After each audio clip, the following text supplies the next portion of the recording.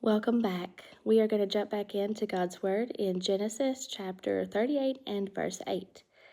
Then Judah said to Onan, "Lie with your brother's wife and fulfill your duty to her as a brother-in-law to produce offspring for your brother."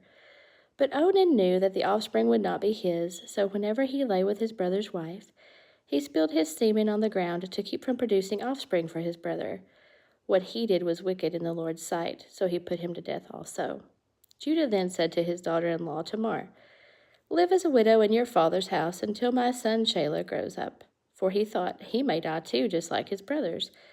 So Tamar went to live in her father's house. After a long time, Judah's wife, the daughter of Shua, died. When Judah had recovered from his grief, he went up to Timnah to the men who were shearing his sheep, and his friend Hira the Adullamite went with him. When Tamar was told, "Your father-in-law is on his way to Timnah to shear his sheep," she took off her widow's clothes, covered herself with a veil to disguise herself, and then sat down at the entrance to Enaim, which is on the road to Timnah. For she saw that though Shelah had now grown up, she had not been given to him as his wife. When Judah saw her, he thought she was a prostitute, for she had covered her face. Not realizing that she was his daughter-in-law, he went over to her by the roadside and said, "Come now, let me sleep with you." "And what will you give me to sleep with you?" she asked. "I'll send you a young goat from my flock," he said. "Will you give me something as a pledge until you send it?" she asked. He said, "What pledge should I give you?" "Your seal and its cord and the staff in your hand," she answered. So he gave them to her and slept with her, and she became pregnant by him.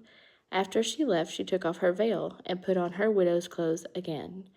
Meanwhile, Judah sent the young goat by his friend the Adullamite in order to get his pledge back from the woman, but he did not find her.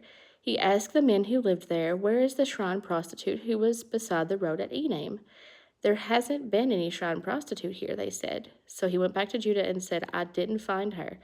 Besides, the men who lived there said there hasn't been any shrine prostitute here."